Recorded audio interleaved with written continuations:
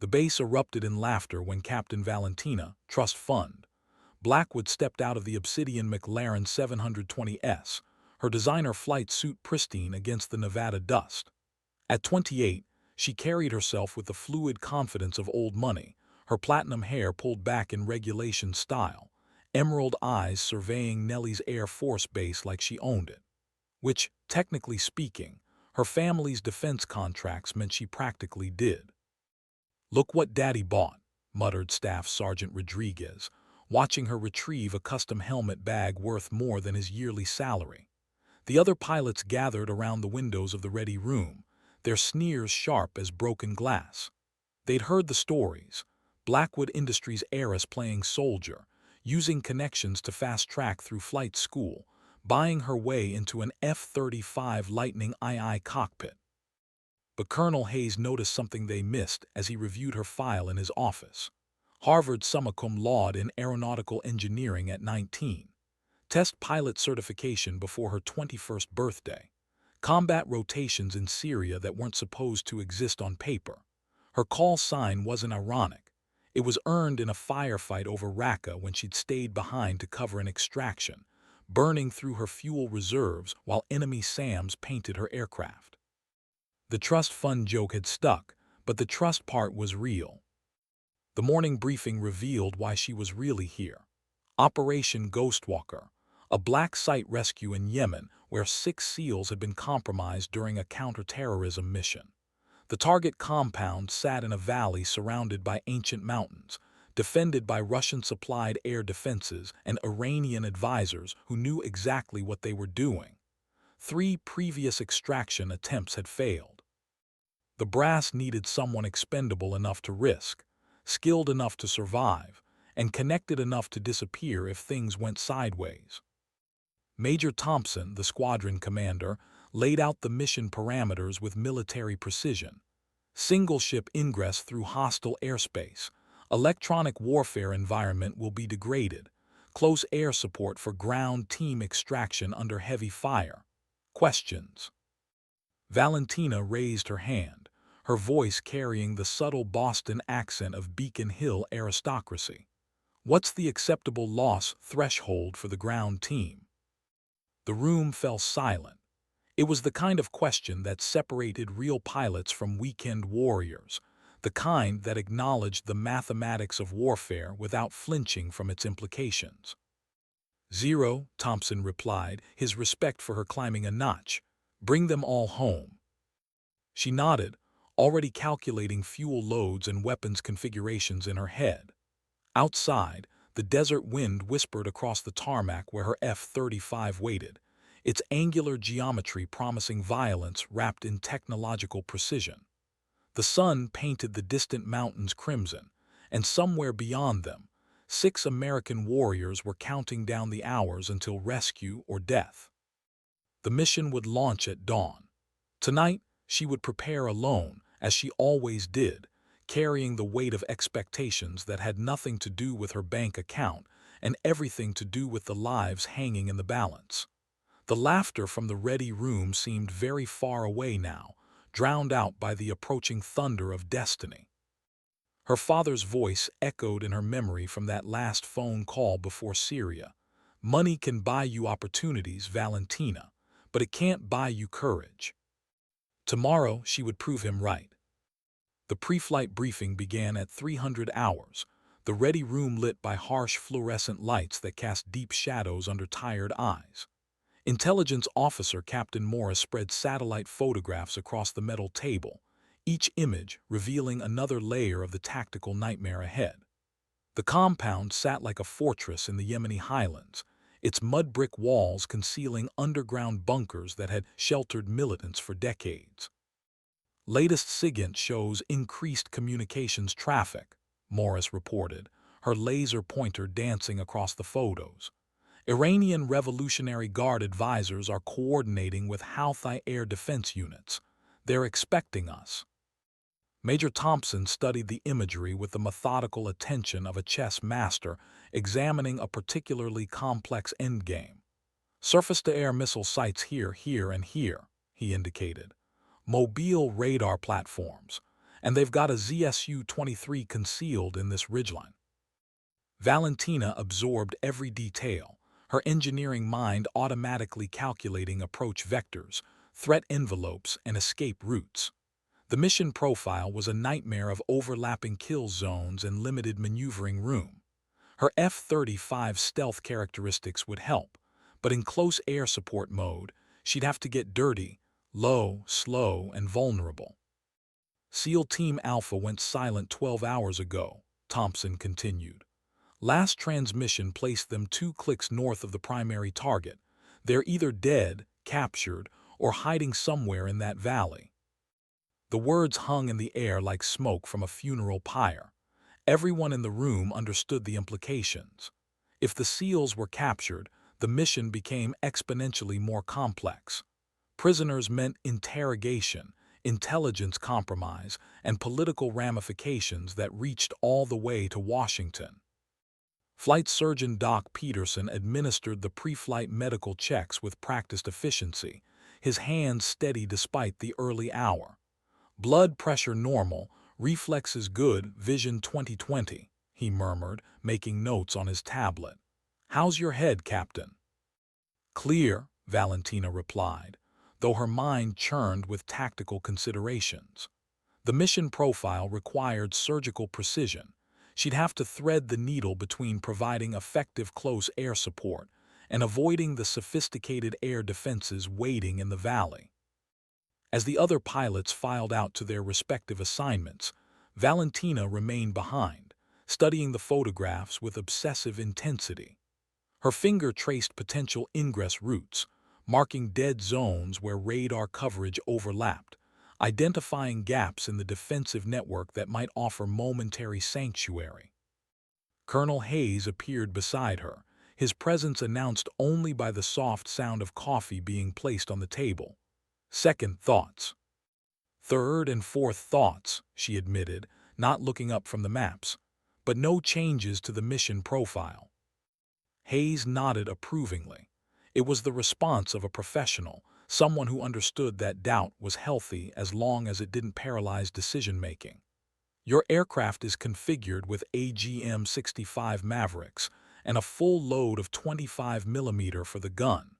Emergency fuel pods are standing by if you need them. The technical specifications were reassuring in their specificity. The Maverick missiles would give her standoff capability against hardened targets, while the cannon provided the precision necessary for danger-close fire support. But weapons were only as good as the pilot employing them, and the enemy was expecting her. Outside, the first hint of dawn touched the eastern horizon, painting the desert in shades of amber and gold. Somewhere in that same sunrise, 6 American warriors were waiting for salvation or preparing to die. The weight of that responsibility settled on Valentina's shoulders like a familiar burden, heavy but not unwelcome. She folded the maps with deliberate care, her movements economical and precise. Time to suit up, conduct the pre-flight inspection, and transform from Billionaire Heiress into an instrument of American air power. The hangar buzzed with controlled activity as maintenance crews completed their final checks on the F-35. Chief Master Sergeant Williams, a 30-year veteran whose hands could diagnose aircraft problems by touch alone, approached with his clipboard and an expression of professional confidence. "She's ready, Captain," he reported, his voice carrying the authority of 3 decades maintaining combat aircraft. "All systems green, weapons hot, fuel topped off. She'll bring you home." Valentina nodded, pulling on her flight gloves as she approached the sleek fighter. The F-35 Lightning II represented the pinnacle of American aerospace engineering, a 35,000-pound fusion of stealth technology, advanced sensors, and lethal firepower. Its angular surfaces deflected radar waves into harmless scatter patterns, while its engine could push the aircraft beyond Mach 1.6 when circumstances demanded speed over stealth. The pre-flight inspection proceeded with ritual precision. Every external surface, every sensor, every weapons pylon received careful scrutiny. Her hands moved across the aircraft's skin with practiced familiarity, checking for stress fractures, loose panels, or anything that might compromise the mission. The Maverick missiles hung beneath the wings like sleeping predators, their guidance systems armed and ready. Lieutenant Parker, her dedicated crew chief, helped her into the cockpit with the reverent care of a priest handling sacred artifacts. The ejection seat embraced her body with familiar firmness, its safety systems armed and operational. Around her, the cockpit displays flickered to life, transforming the confined space into a three-dimensional battlefield command center. "Com check, Lightning One," came Thompson's voice through her headset. "Lima Charlie, control," she responded, her fingers dancing across the touchscreen displays with choreographed precision. Flight controls, weapon systems, navigation, communications, every system reported green and ready. The engine spooled up with a sound like controlled thunder, 28,000 pounds of thrust contained within titanium and advanced metallurgy. The aircraft trembled slightly as power flowed through its systems, a living thing eager to slip the bonds of Earth and gravity. "Lightning One, you are cleared for departure," came the tower's authorization. "Weather is clear, winds light and variable. Good hunting." The words carried weight beyond their simple meaning. Good hunting, the ancient blessing of warriors embarking on dangerous missions, acknowledgement that she was crossing the threshold between safety and combat, between the world of regulations and procedures and the primal realm where survival depended on skill, determination, and luck. She taxied toward the runway with deliberate care, the aircraft's weight and power demanding respect even on the ground. Behind her, the base receded into memory, the sneering faces in the ready room, the whispered comments about daddy's money and purchase commissions. Ahead lay the harsh mathematics of aerial combat, where privilege and connections meant nothing, where only competence and courage determined who lived and who died. The tower cleared her for takeoff, and she pushed the throttles forward. The F-35 accelerated down the runway with gathering violence, its engine note rising to a banshee wail that echoed across the desert. At precisely the calculated airspeed, she pulled back on the stick, and the aircraft leaped into the morning sky like a predator finally released from captivity. Below, Nevada fell away in patterns of brown and ochre, while ahead, the curve of the earth promised Yemen, danger, and 6 Americans who needed her to be better than anyone believed possible. The flight across the Arabian Peninsula unfolded in stages of increasing tension, each hour bringing her closer to the operational area where death waited with patient malevolence. At 38,000 feet, the F-35 sliced through thin atmosphere with mechanical precision, its radar signature barely larger than a hummingbird despite its substantial mass and lethal payload. Valentina monitored the tactical display with professional detachment, watching as various radar emissions painted her route in shades of electronic menace.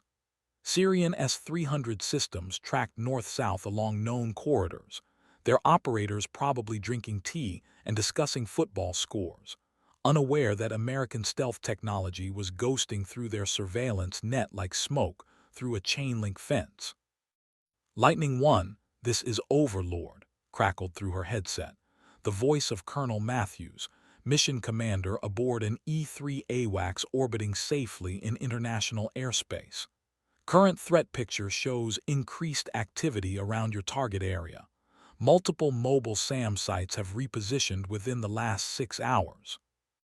The news wasn't unexpected, but it confirmed her tactical assumptions. The enemy knew something was coming and had adjusted their defensive posture accordingly. Mobile surface-to-air missiles were particularly dangerous because they could appear anywhere, transforming safe corridors into kill zones without warning. "Copy, Overlord. Request updated threat assessment for primary ingress route."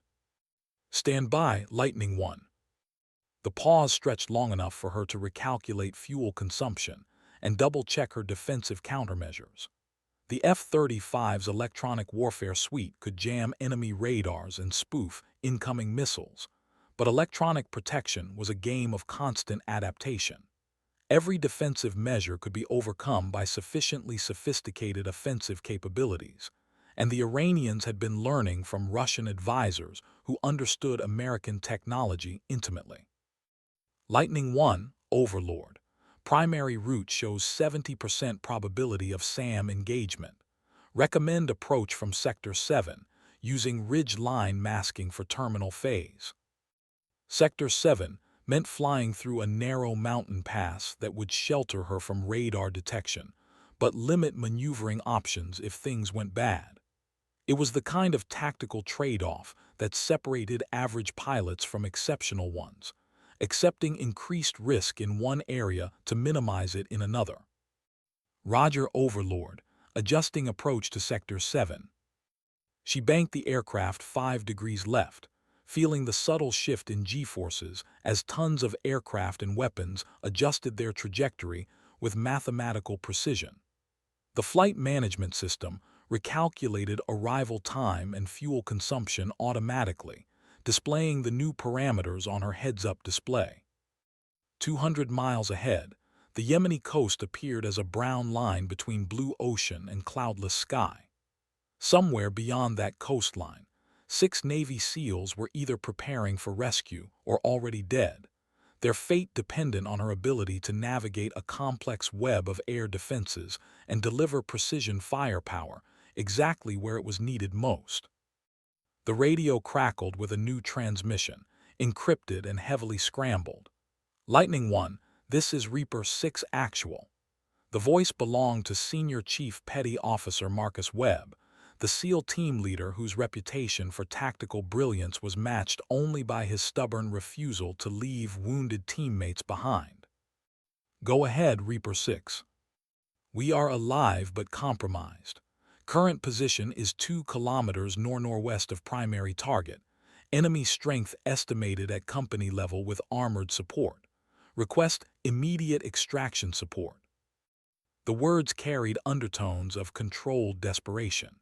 SEALs didn't call for help unless the situation was genuinely dire, and the mention of armored support suggested they were facing more than light infantry with small arms. Her tactical display updated automatically as intelligence systems processed the new information. Company-level opposition meant at least 100 enemy fighters, while armored support could include anything from technicals, pickup trucks with mounted heavy weapons, to actual armored personnel carriers or even main battle tanks. The mission parameters had just shifted from complex to nearly impossible. The descent toward the target area required every ounce of her flying skill, the F-35 threading between radar coverage zones like a needle passing through silk. At 15,000 feet, she could see the Yemeni landscape spread below, ancient mountains carved by millennia of wind and rain, valleys that had sheltered warriors and rebels since before recorded history. Her radar warning receiver remained mercifully quiet, confirming that the stealth characteristics were functioning as designed. But stealth was a temporary advantage, effective only as long as she remained outside the engagement envelope of enemy systems. Once she began the attack run, her position would become obvious to every hostile sensor within 50 miles. Lightning 1, Reaper 6 Actual. We have visual on enemy armor moving toward our position. Estimate 15 minutes before they reach effective firing range. The timeline was compressing rapidly. 15 minutes to locate the SEALs, identify enemy positions, and deliver precision strikes without hitting friendly forces. In the sterile environment of training simulations, such missions were challenging but manageable. In combat, with real people dying based on her decisions, the pressure was exponentially greater. Copy, Reaper 6. Transmit your position using infrared marker. Roger, Lightning 1. Infrared marker active. Her targeting pod swiveled automatically, its sophisticated sensors searching for the invisible infrared beacon that would mark the SEAL team's location. The display flickered momentarily before resolving into a clear image of the valley floor, where 6 figures in desert camouflage lay concealed among the rocks. 2 kilometers to the south, she could see the dust plumes that marked approaching enemy vehicles. At least a dozen technicals, moving in tactical formation with professional discipline. These weren't random militiamen. They were trained fighters who understood small unit tactics and fire and movement principles. Reaper 6, Lightning 1 has you in sight. Confirm friendlies are marked with infrared strobes. Affirmative, Lightning 1. All personnel have active strobes. Be advised, enemy is approaching from the south in 3 columns. She could see them now. The lead vehicles were already within a kilometer of the SEAL position, their mounted weapons clearly visible through her targeting system.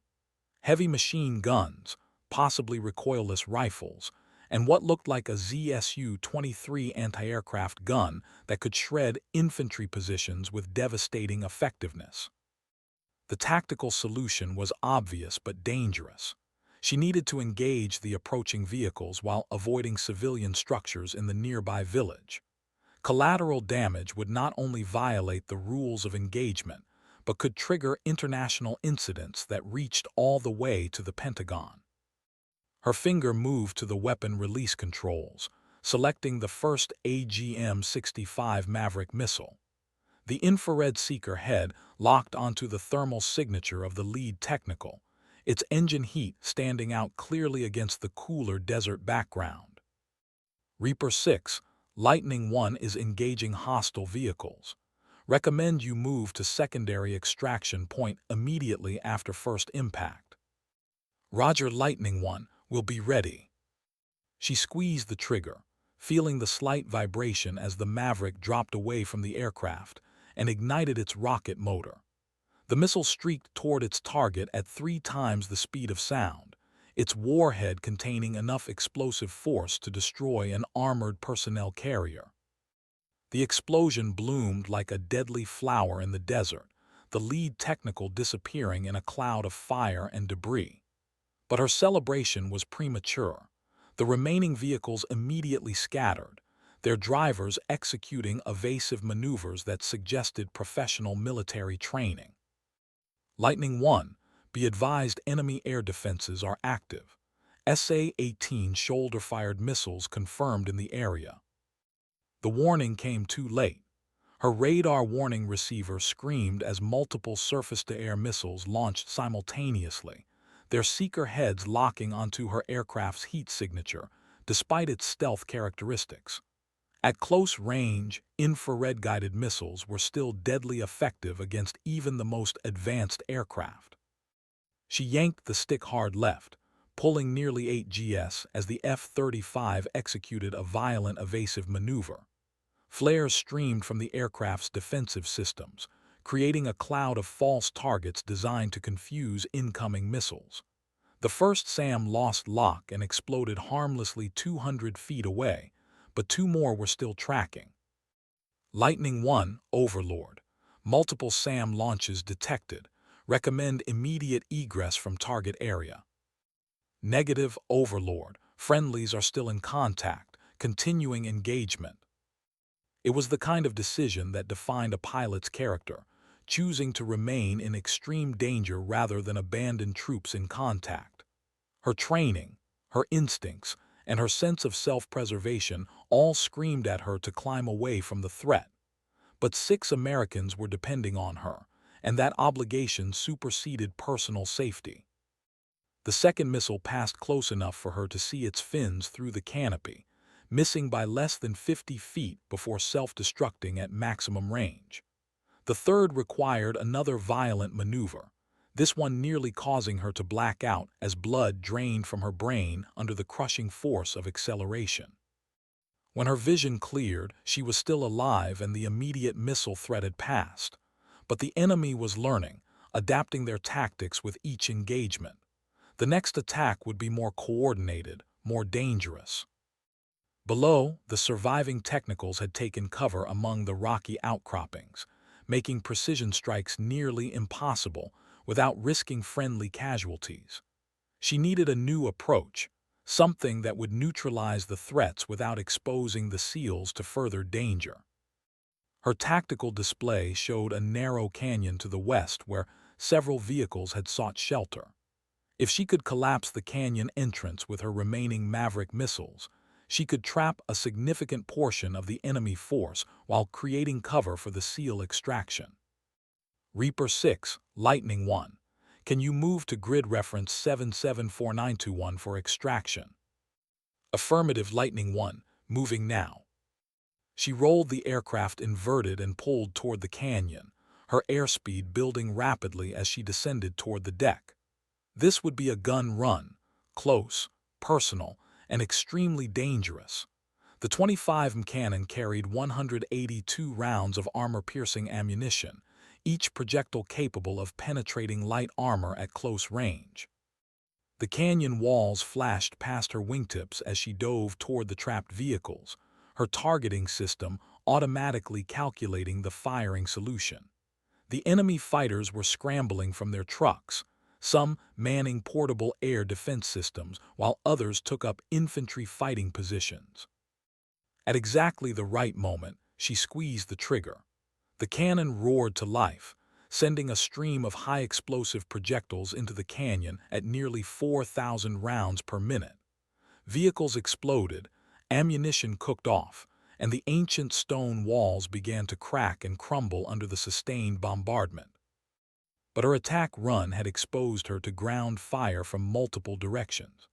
Tracer rounds streaked past the cockpit like deadly fireworks, while at least 3 shoulder-fired missiles launched simultaneously from concealed positions. She pulled back on the stick with every ounce of strength in her body, the aircraft climbing almost vertically as she struggled to gain altitude and distance from the surface threats. The F-35's engine screamed at maximum power, pushing her back into the seat with crushing force. One missile missed completely, confused by the chaff and flares streaming from her aircraft. The second lost track during her violent climb and exploded uselessly against the canyon wall. But the third had achieved a solid lock on her engine exhaust, and no amount of maneuvering seemed capable of breaking its tracking. She had perhaps 3 seconds before impact, 3 seconds to execute a maneuver that would either save her life or kill her in a spectacular fireball visible for miles. Her hand moved to the emergency power controls, pushing the engine beyond its design limits in a final gambit against death. The F-35 accelerated like a missile, its airframe groaning under stresses that exceeded normal operational parameters. The pursuing SAM fell behind slightly, its guidance system struggling to compensate for her sudden burst of speed. But it was still tracking, still closing the distance with mathematical inevitability. At the last possible second, she chopped the throttles to idle and deployed the aircraft's speed brakes simultaneously, creating a massive deceleration that no missile could match. The SAM shot past her position and self-destructed, its proximity fuse triggering too late to cause damage. She was alive, but her fuel situation was now critical. The high-power climbing maneuver and emergency acceleration had consumed her reserves at an alarming rate. According to her calculations, she had perhaps 10 minutes of combat time remaining before she would be forced to egress toward the tanker aircraft waiting in international airspace. Below, the canyon entrance was now completely blocked by fallen rock, effectively trapping the enemy forces she had targeted. But other hostiles were still moving toward the SEAL position from different directions, and time was running out for both the ground team and her own aircraft. Reaper 6, Lightning 1, what's your status? Lightning 1, we have reached the extraction point but are taking fire from the village to our east. Request suppression of enemy positions in buildings marked with infrared designator. The request presented a tactical nightmare. Urban combat environments were inherently complex, with high probability of civilian casualties and collateral damage. But the SEALs were pinned down, and their ammunition was running low after hours of sustained combat. Her targeting pod revealed the source of the problem. At least 20 enemy fighters had taken positions in stone buildings on the village outskirts, using the civilian structures as shields while maintaining effective fields of fire on the extraction point. Engaging them would require surgical precision that pushed the limits of both her weapons systems and her own abilities. Reaper 6 confirmed no civilians in target buildings. Negative Lightning 1. Multiple heat signatures detected. Cannot confirm civilian status. The rules of engagement were clear. She could not engage targets where civilian casualties were likely. But without suppressing the enemy fire, the SEALs would either be overrun or forced to remain in position until their ammunition was exhausted. She studied the tactical display with desperate intensity, searching for alternatives that might break the deadlock without violating international law or her own moral standards. The solution, when it came to her, was both elegant and dangerous. Instead of targeting the buildings directly, she could engage the ground immediately in front of them with her cannon, creating a wall of dust and debris that would blind the enemy shooters while allowing the SEALs to move to a better position. It would require extraordinary precision. Too close and she might hit the buildings. Too far and the suppression would be ineffective. Reaper 6, Lightning 1 is making a strafing run to create concealment for your movement. On my signal, bound to the secondary extraction point. Roger. Lightning 1, standing by. She rolled the aircraft into a shallow dive, lining up on the open ground between the village and the SEAL position. The targeting computer calculated windage, aircraft speed, and projectile trajectory with mechanical precision, displaying the optimal firing point on her heads-up display. At exactly the right moment, she opened fire. The 25 cannon sent 100 rounds into the rocky soil, each impact raising a geyser of dust and stone fragments that formed an impromptu smoke screen. Within seconds, the entire area was obscured by a dense cloud that eliminated visibility from both directions. Execute, execute, execute, she called over the radio. Through her targeting pod, she could see the 6 SEAL team members moving with practiced efficiency toward the extraction point, their movements coordinated despite the chaos surrounding them. They bounded from cover to cover, one group providing overwatch while another group moved, the fundamental tactics that had kept special operations forces alive for decades. But her fuel gauge was now flashing amber warnings, and she could see additional enemy vehicles approaching from the north. The tactical situation was improving for the SEALs, but her own aircraft was rapidly approaching the point where she would be forced to abandon the mission or risk running out of fuel over hostile territory. Lightning 1, Overlord. Extraction helicopter is inbound to your position. ETA 7 minutes. 7 minutes. It might as well have been 7 hours given her fuel situation. She had perhaps 3 minutes of combat time remaining before she would be forced to start her egress toward the aerial refueling track. Once she left, the SEALs would be on their own against whatever forces were still converging on their position. The radio crackled with a new transmission, this one from the approaching rescue helicopter. Lightning 1, this is Dustoff 77. We have your position and are inbound at low level. Request immediate suppression of enemy air defenses along our approach route. Her heart sank as she studied the tactical display. The helicopter's approach path was covered by at least 2 mobile SAM sites, including the ZSU-23 that intelligence had identified earlier. Engaging those targets would require her to remain in the area for at least another 5 minutes, longer than her fuel would allow. Dustoff 77, Lightning 1. Be advised I am approaching critical fuel state. May not be able to provide continuous cover during your approach. Roger. Lightning 1. We understand the situation. Do what you can. The helicopter crew knew they were flying into a potential death trap, but they were coming anyway because 6 American warriors needed extraction. It was the kind of courage that transcended training and entered the realm of pure moral determination. She made the decision that would define the rest of her life. Instead of conserving fuel for her own escape, she would use every remaining round and every drop of fuel to ensure the rescue helicopter could complete its mission. If that meant ejecting over hostile territory, so be it. Her targeting system locked onto the first mobile SAM site, hidden among the rocky outcroppings 2 kilometers south of the extraction point. The Maverick missile's infrared seeker had no trouble distinguishing the hot metal of the radar dish from the cooler surrounding rocks. Fox 3, she called, using the standard terminology for missile launch. The AGM-65 streaked toward its target with mechanical purpose, covering the distance in less than 15 seconds. The explosion was spectacular, the SAM launcher disappearing in a ball of orange fire and black smoke. But the second SAM site had detected her launch and was now actively tracking her aircraft.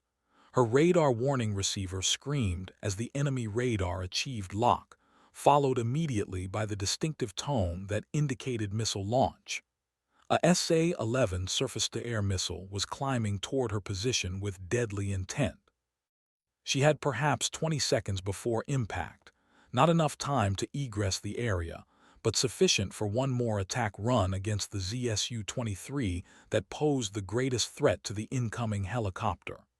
It was a calculated trade, her life against 6 others, a mathematical equation that admitted only one solution. The 25mm cannon spoke for the final time, its remaining ammunition exhausted in a sustained burst that turned the ZSU-23 position into a smoking crater. Even as she fired, she could see the SA-11 missile approaching through her peripheral vision, its white exhaust plume growing larger with each passing second. At the last possible moment, salvation arrived in the form of electronic jamming from the approaching helicopter. Dustoff 77 carried sophisticated electronic countermeasures, and their systems managed to break the missile's guidance lock just before impact. The SA-11 flew past her position and self-destructed against the mountainside. Lightning 1, Dustoff 77, thanks for the assist. We have the package in sight and are beginning our approach. Through her targeting pod, she watched as the rescue helicopter descended toward the extraction point where 6 figures waited with patient discipline. The aircraft was a MH-60 Black Hawk, its rotor blades creating a tornado of dust and debris as it settled onto the rocky ground. The SEAL extraction proceeded with military precision, each team member moving to the helicopter with weapons ready, scanning for threats even as they boarded the aircraft that would carry them to safety. Within 90 seconds, all 6 were aboard, and the Black Hawk was lifting off into the morning sky. Lightning 1, Reaper 6 Actual, package secure. Thanks for keeping us alive down there. The words carried weight beyond their simple meaning. She had succeeded where others had failed, bringing 6 American warriors home against overwhelming odds. But her own situation was now desperate. Her fuel gauge showed less than 5 minutes of flight time remaining. Lightning 1, Overlord.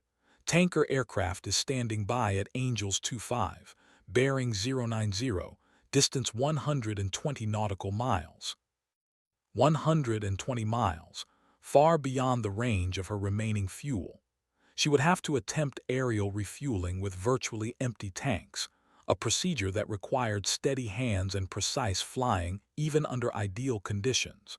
With adrenaline still coursing through her system and enemy territory stretching in all directions, the challenge was nearly insurmountable. But she had come too far to give up now.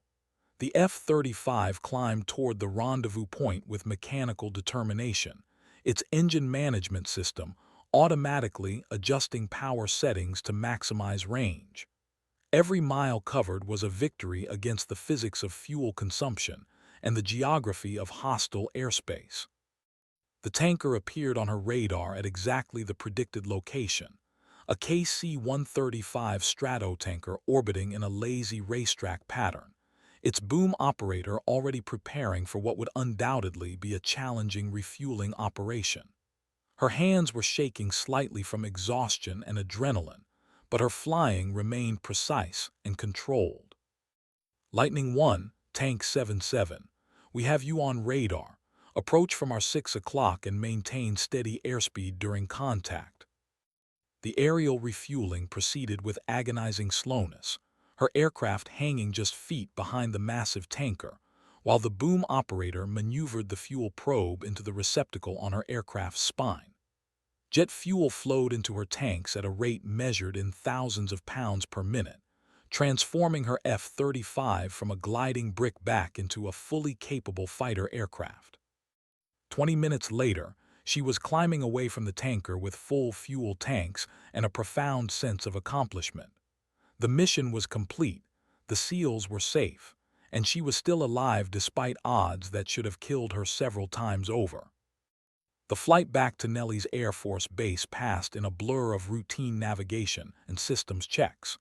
But as the Nevada desert appeared below her aircraft, she realized that something fundamental had changed. The sneering faces and whispered comments awaiting her return would carry less sting now, because she had proven something to herself that transcended the opinions of others. She had earned her place not through family connections or financial influence, but through skill, courage, and an absolute refusal to abandon fellow Americans in their moment of greatest need. The trust fund jokes would probably continue, but they would ring hollow now, robbed of their power by the simple fact that she had done what others could not. The control tower cleared her for landing with professional courtesy that carried undertones of respect. Word of her mission success had already reached Nellie's, transmitted through the classified communications networks that connected America's military bases like electronic synapses in a vast nervous system.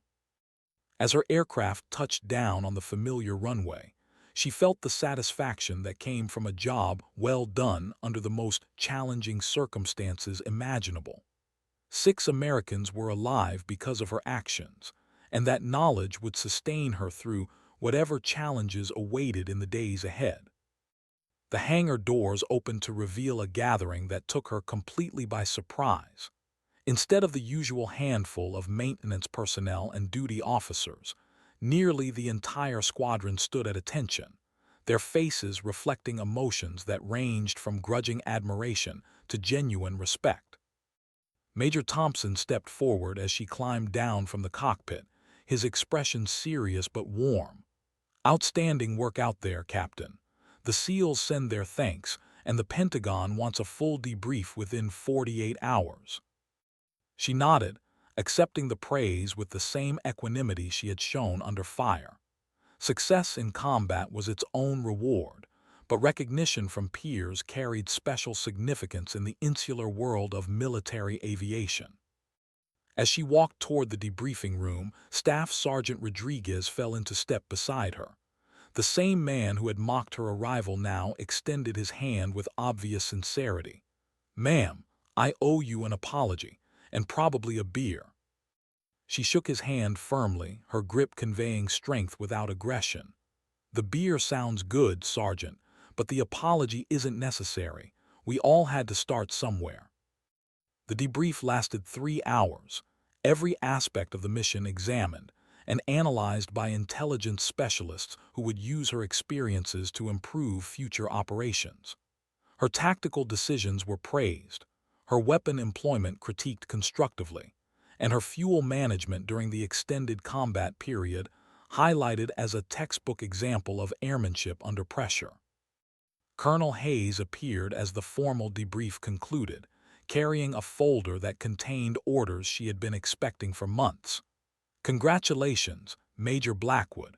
Your promotion came through this morning, along with reassignment to the 64th Aggressor Squadron." The promotion was gratifying, but the assignment was extraordinary. The 64th Aggressors were the elite pilots who trained American forces by replicating enemy tactics and capabilities. Only the very best pilots were selected for aggressor duty, and the assignment carried prestige that money could never purchase. "Thank you, sir. When do I report?" 2 weeks. That gives you time to process the mission and take some well-deserved leave." She spent those 2 weeks in quiet reflection, visiting her family's estate in Massachusetts, where she had learned to fly in.